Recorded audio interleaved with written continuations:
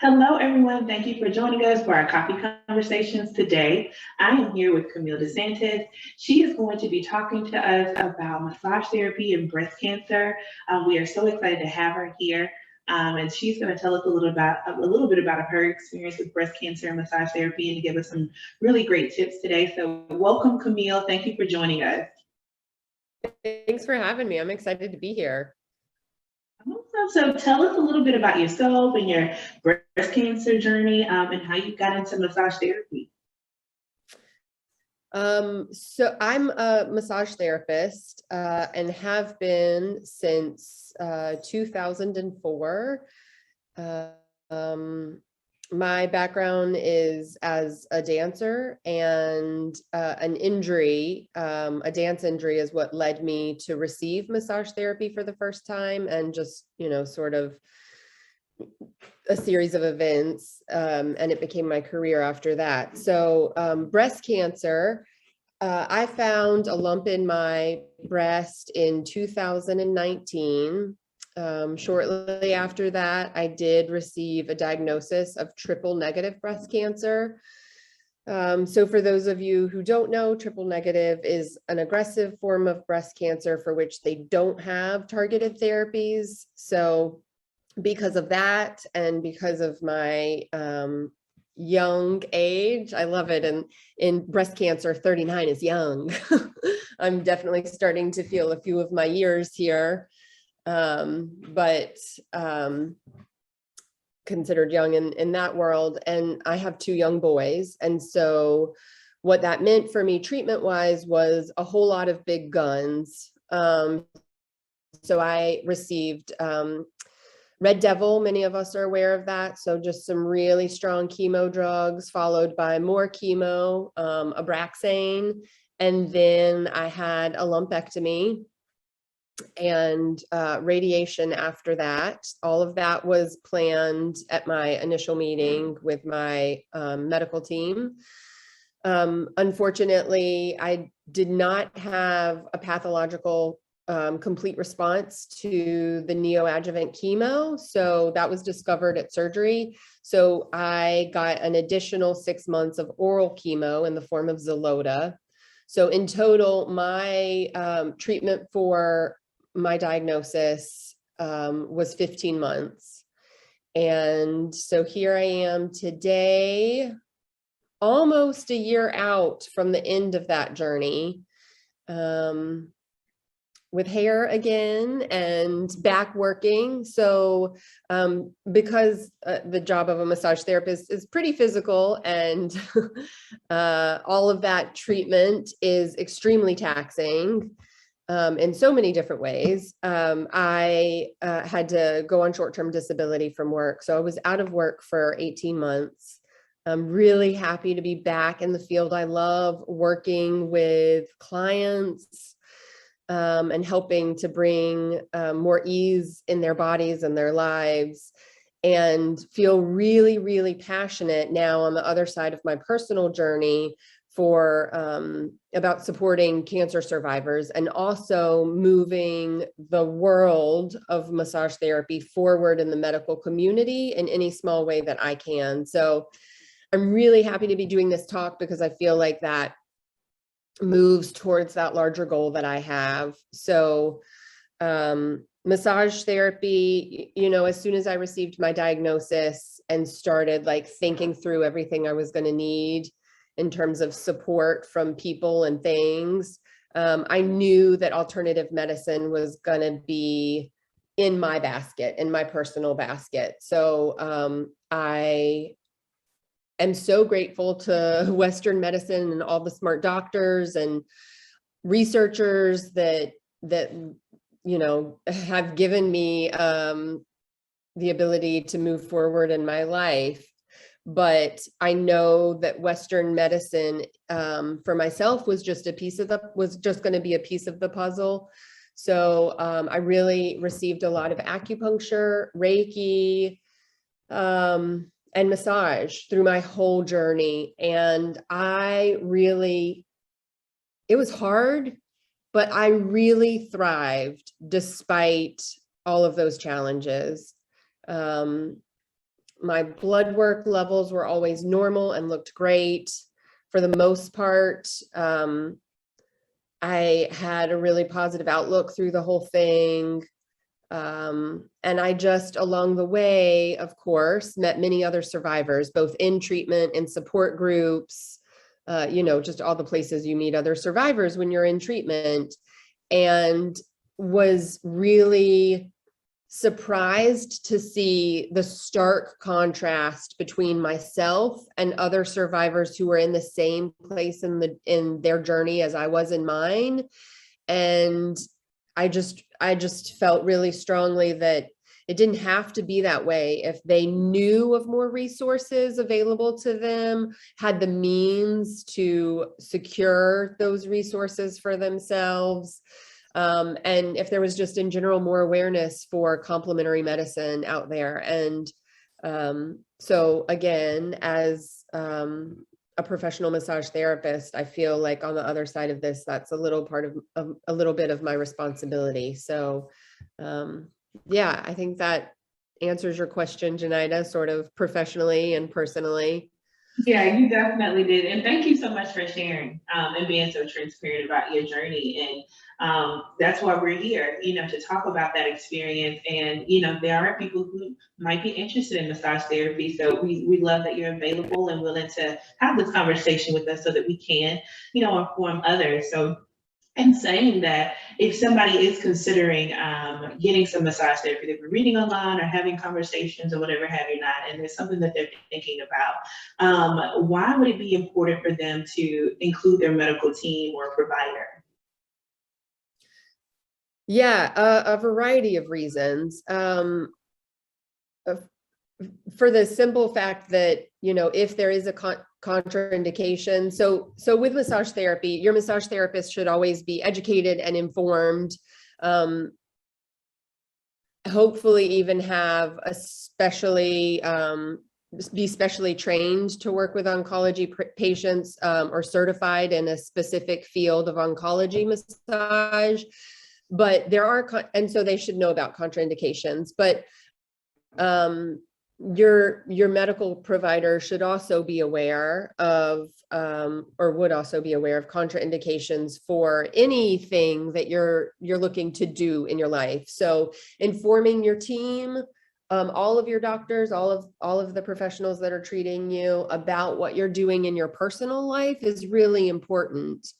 But I also would like to bring attention to the other side of that coin, because if you are receiving another type of therapy, massage, for instance, and you notice significant improvement, whether it be range of motion, ease of motion, less swelling or less anxiety, or just, just a positive feeling of being cared for that improves your quality of life.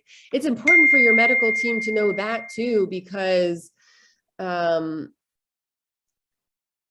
see so many other cancer patients. And if that's working for you, it might work for somebody else. And so it just helps to sort of place in their mind maybe a little bookmark of something that worked for another survivor, or maybe they start hearing about it more often and start recommending it to other people. Also, your oncology team may have referrals.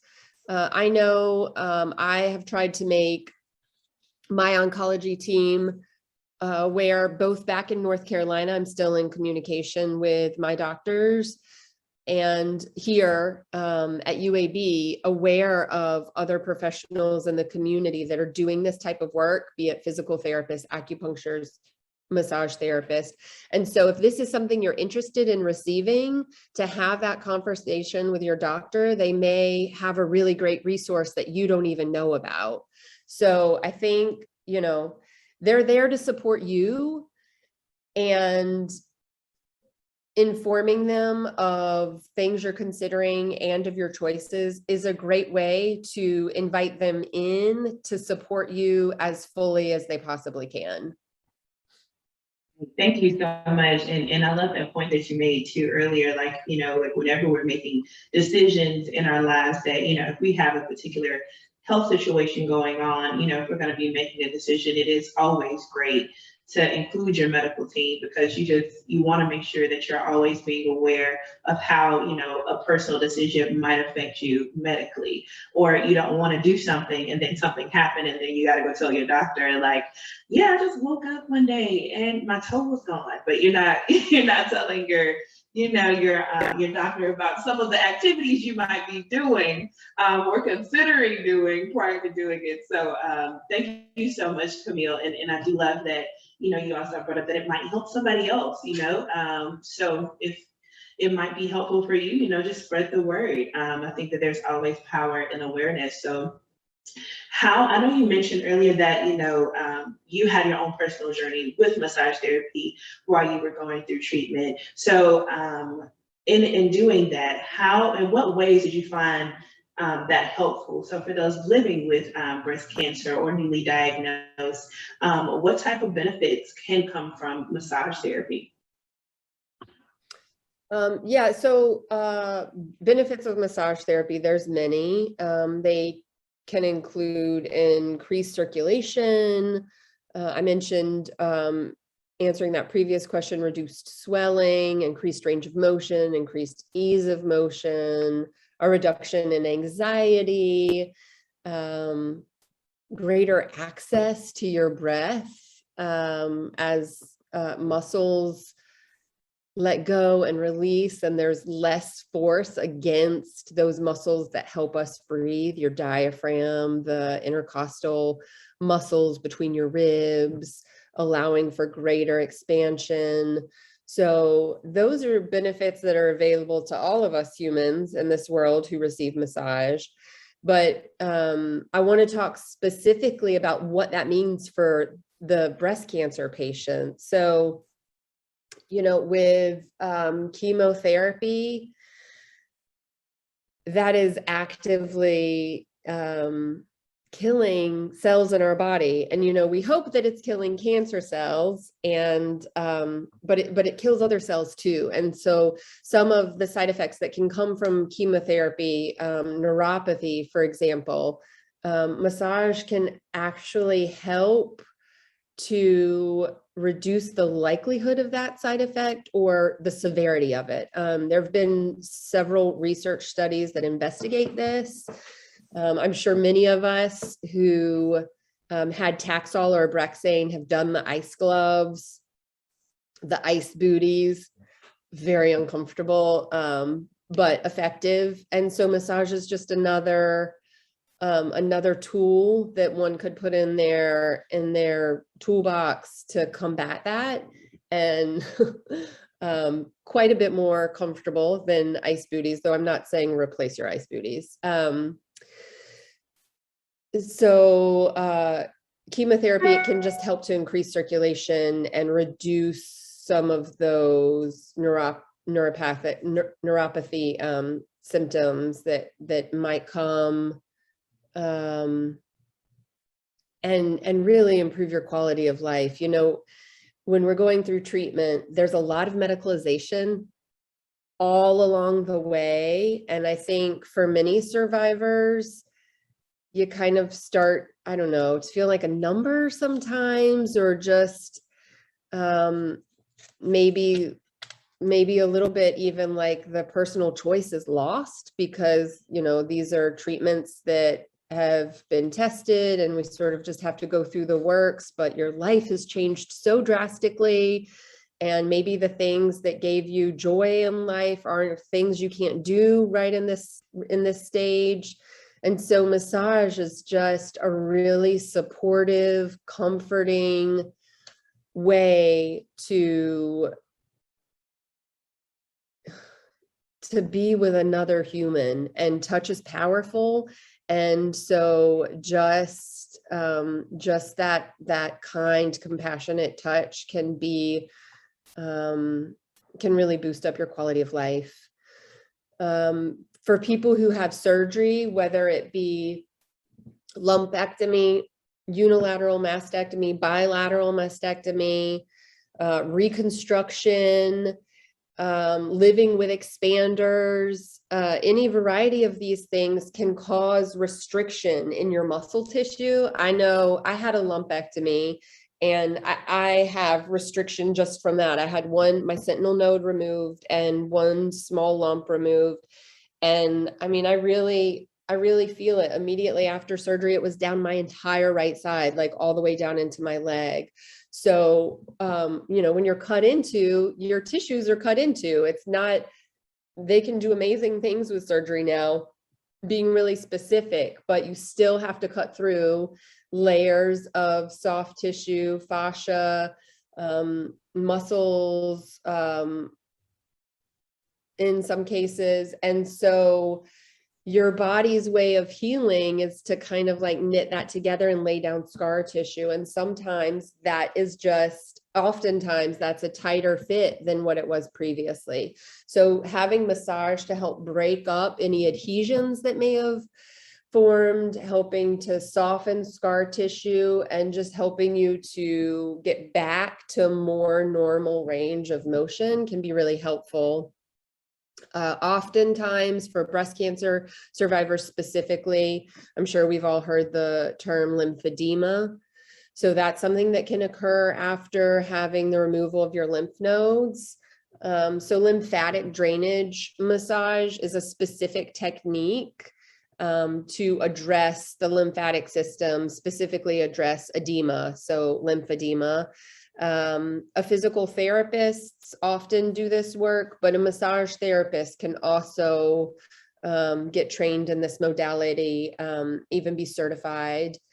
And that's a great way to reduce that swelling in the appendage, whether it be the breast or the arm or the abdomen, can even be affected. So that can lead to a good bit more comfort and more range. And then radiation, I call radiation the gift that keeps on giving. A lot of times when we go in for radiation, we're told, the effects of radiation can go on for a few weeks to a couple of months after treatment. But in truth, the effects of radiation can last a lot longer than that and continue changing a lot longer than that, and affecting the soft tissues again of the body. And that may be felt as pain. It may be felt as restriction, again, restriction of movement, loss of range. And so working with a trained massage therapist to help soften those tissues, bring more blood flow so the body can work to heal more effectively, can improve one's function and, again, quality of life. I think that sort of touches on all the major facets of a cancer experience. Yeah, thank you for giving those specifics too, like whether it's radiation or surgery. And so another question that I have is, are there limitations as to like if somebody has had surgery, is there like a limitation just because of the surgery, the effects of it, or the healing process? So even if they've talked to the medical professional and they ultimately decided like, yes, I want to go through with this, is there something that those clients need to be mindful of, just as it relates to the limitations that they might have if they came to you and said, hey, I just had surgery, XYZ amount of time ago, but I do want to still get this massage done and, get some therapy. Are there any limitations that, they need to be mindful of, when they come in, or if they're still considering it? Yeah, absolutely. I think that's going to be different from person to person. So I definitely won't be able to touch on all of these, but I'll refer back to the medical provider. That's a great time. If you have recently had a surgery or recently started up a new treatment, to have that conversation with your doctor and say, look, are there any limitations or any period of time which I should not get a massage? But it's just really important to be upfront with your therapist, your massage therapist, and even in making your appointment. So if you've recently had surgery, I would share that information with them. Again, it's really important for them to be knowledgeable about working with cancer patients, and to have some additional training, because that will allow them to really answer your questions with confidence and full information. So, for instance, if you've had a bilateral mastectomy, you're going to have drains in. Certainly touch is safe. I don't want to give anyone the idea that immediately after a massage, immediately after surgery, massage wouldn't be safe, but probably just going and laying face down on the table is not going to be accessible for you. So unless someone is really equipped to work with someone like that, you're going to want to wait until your drains are out and your wounds are closed up and sealed. Side lying is, so there's some accommodations a massage therapist with the proper tools can do to make somebody comfortable who's recently had surgery or is going through radiation. They too may not want to lay face down. So working with them exclusively face up. Massage therapists, there are tables that are fully electric and have like tilt abilities. So working with someone, face up the entire time, using props and bolsters and electric tables, maybe have more options than a therapist who doesn't have access to that tool. So it would be important to, be really transparent with your therapist to find out if you've just recently had something done, to include them and with that information. And thank you for those tips. And that is really cool to know that there are so many there's so much technology now that most things are just so easily adjustable. So that's always really good to know. So if somebody is interested in finding a massage therapist, how do they, start their research? How do they start their process? How can they find someone? An easy thing to do for anyone, wherever they are, is just Google oncology massage or oncology massage therapist. That may very well turn up a person near you. Additionally, I shared, Janita, I shared some links with you. I don't know if there's a way to share that with the attendees. One of those links, I'm going to have to refer to my notes here, is the Society for Oncology Massage. It's s4om.org. And they actually have a tool on their website for finding a therapist who's gone through their certification program or exam and is registered with them. That may not give the full picture of it. Probably doesn't. I'm sure not every oncology massage therapist is listed with them, but that's a resource that one can use. Again, asking your medical provider, because they very well, if they're well connected in the community, they well may know of several oncology massage therapists in the area. I will share here that UAB does have a massage therapy program. It's small and I hope that it grows very soon.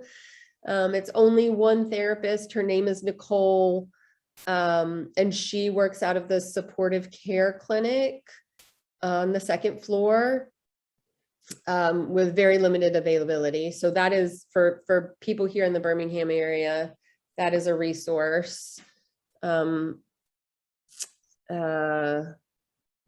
Yeah. Did I answer that? Yes, I think I did. I promise, every time you answer it in full and you give me a little extra extra seasoning. So that's always appreciated. So also, I mean, thank you for sharing all of your expertise on massage therapy. But I also want to get into some other things that you do. You're a very busy woman along with your massage therapy. So tell us a little bit about your support group, Breast Sheets of Birmingham and beyond. And then you volunteer here with us at Forge. We love you so much. I know our clients love you. Tell us a little bit how you're enjoying that, being your peer match, and all of the other different things that you're doing in the community. Yeah, so I shared before we started recording with one of the attendees that I moved here right at the end of my 15 months of treatment. And I had a really robust support group back home in North Carolina. And I moved down here and did a little quick search. I live a little further away from Birmingham, and there was nothing. There was no support group. Forge was the only thing I found. And so I quickly reached out to you guys, got connected with Janet, who was so welcoming and connected. And I just sort of threw some feelers out in my more rural community to see if there were any breast cancer survivors who were looking for like support. And there were, and so it just kind of all happened very organically. I started the support group at a local barbecue joint outside during COVID, fully masked. And then Janet connected me with some other really great survivors and supporters of breast cancer patients. And we started having speakers. So we meet monthly. We meet in Mount Laurel, just outside of Birmingham, about 25 minutes outside of Birmingham Central.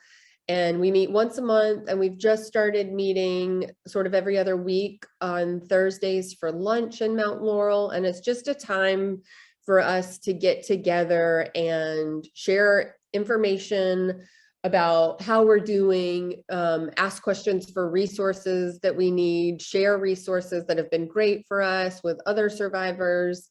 And I do like to invite speakers who support survivors to share information about their profession as well. Yeah, and then with Forge, I am a peer mentor, and I love that because it's a way to give back, you know, and that's been ever since I was diagnosed. I just knew that I wanted to. I received so much support in my own journey, financially,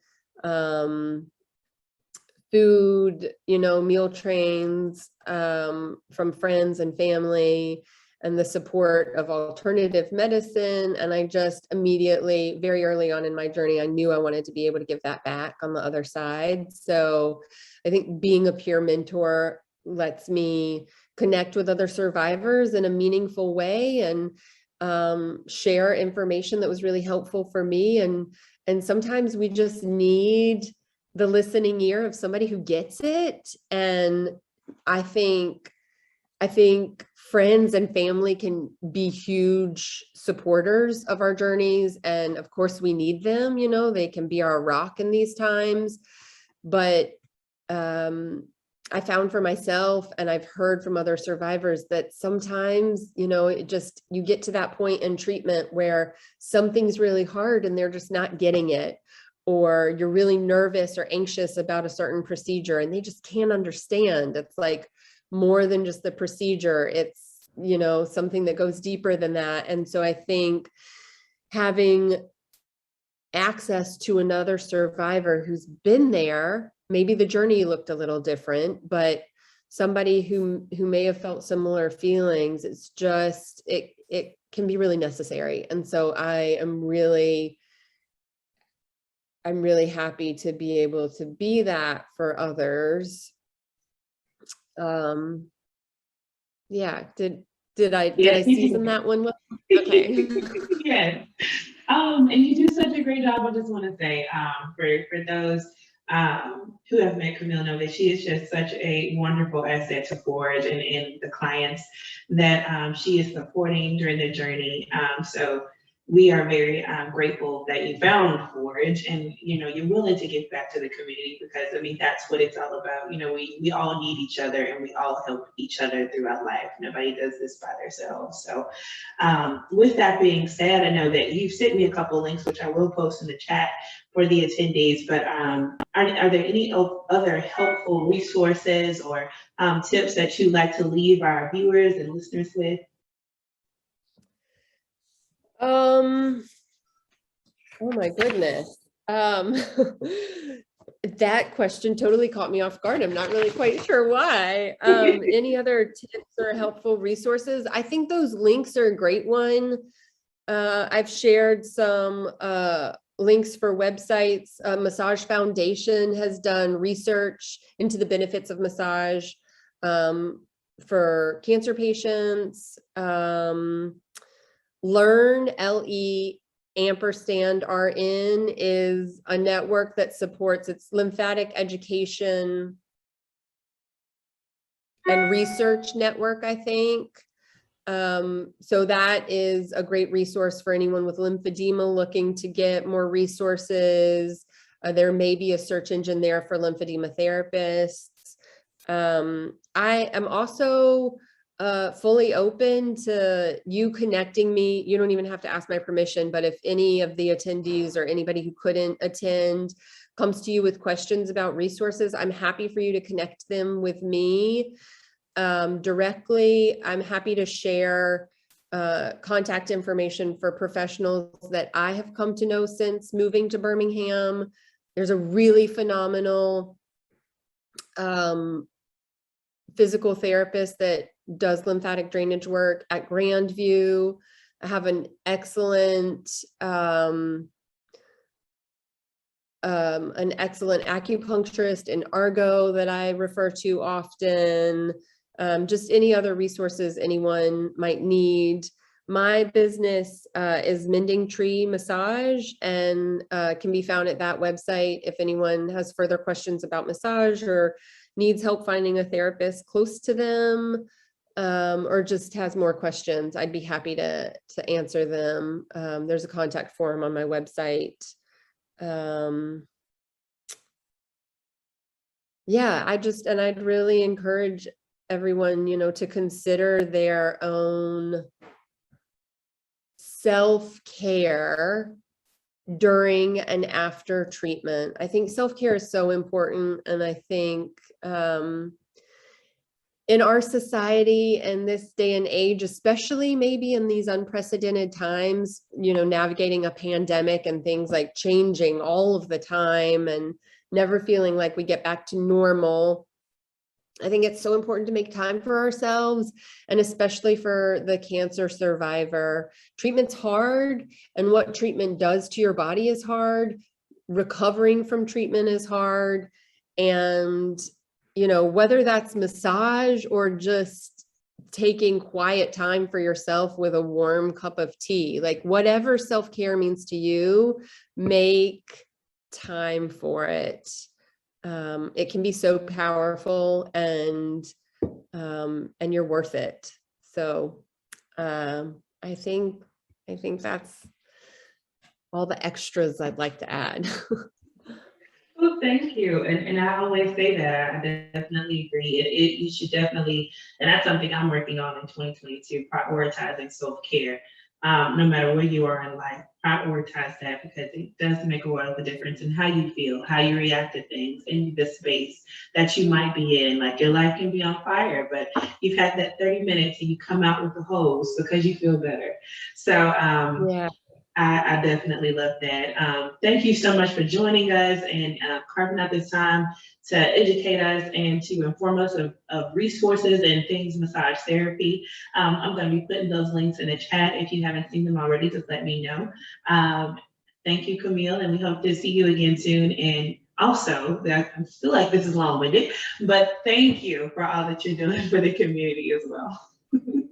Thanks so much for inviting me to do this. I really appreciate you thinking about me. And thanks to everybody else who tuned in and just sat there and listened to me run my mouth. I really appreciate it.